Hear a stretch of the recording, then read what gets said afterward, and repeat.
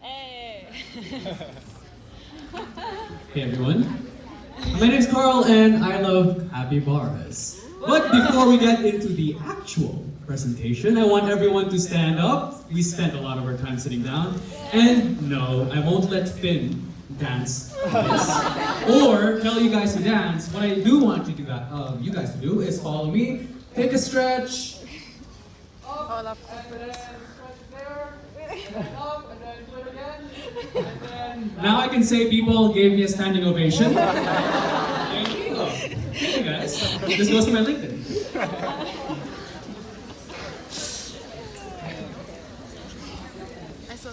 Sorry, we're just gonna wanna. We're recording this for you guys, by the way, so you get to put this on your LinkedIn. Yeah, fancy. Ready? Okay, awesome. All right, let's get back to it.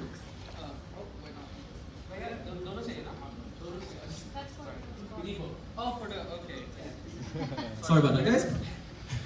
Anyway, I wanted to show you the idea that I showed Setu, who thankfully gave me an opportunity to speak here. But this was the first phase of my project, and now I'm going to be showing the third phase. But for now, let's look at this video.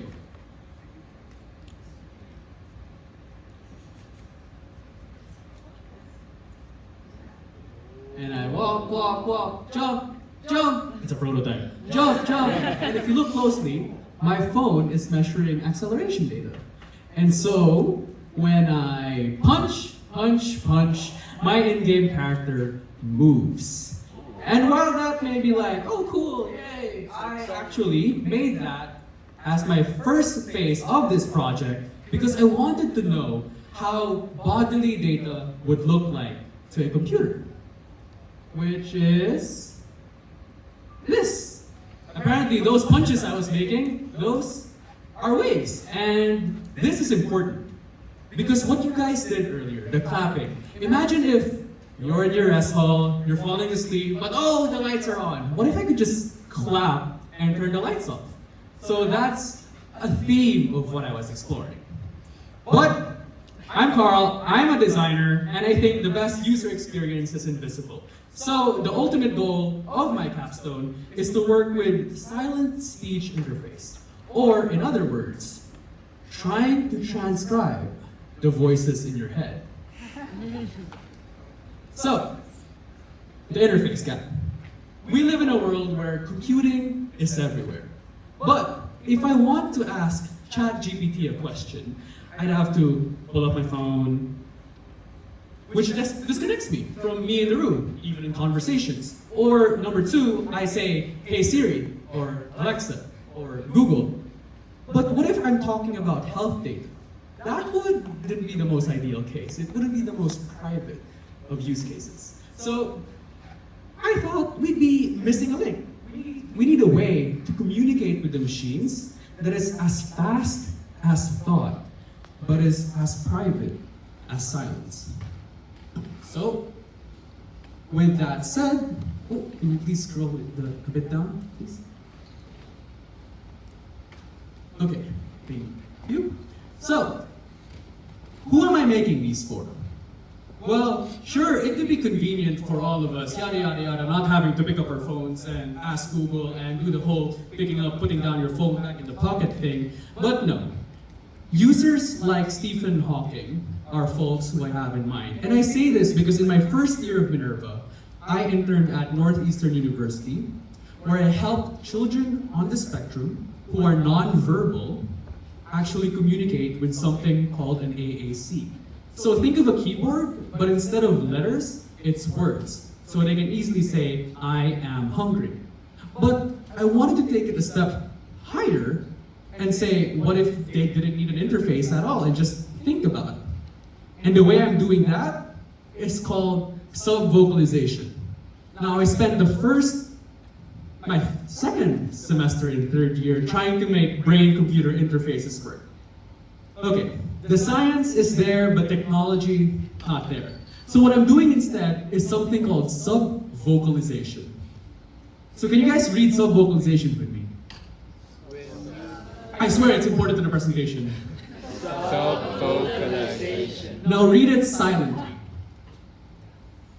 So, what happens in those little neuromuscular signals in your throat, in your jaw, or in the hinges of your jaw is, sure, you may have read it silently, but the neurons from the language production area of your brain actually sends signals all the way down here that are still present when you read subvocalization, but you didn't say it out loud, but the intent was there. And that's what I'm capturing. It's possible. So I already told you how it works. If you're interested in more information on the slides, which I think will be available later, but as you can see, if you look at the left side of the screen, that's her face, and how the prototype is ideally going to look like is it's going to be strapped on like a bone conduction headset. Because those have sensors attached to them, and those can capture the signals that I were talking about, so that I can train AI, the magic word of 2025 and maybe 2026, a machine learning model to actually recognize the pattern. So when this muscle and that muscle moves, I'm saying the word I. When this muscle or this muscle moves at this time, I'm saying the word am. And you get the point. But why Somach? Oh, this project is called Somach because there's so much you can do with your hands off your phone, and because Soma means body and Mac is machine. But this is truly indiscernible because current technology needs me to move my lips, to even make out words, and Neuralink actually, they require a robot to get into your head. I don't think anybody likes that.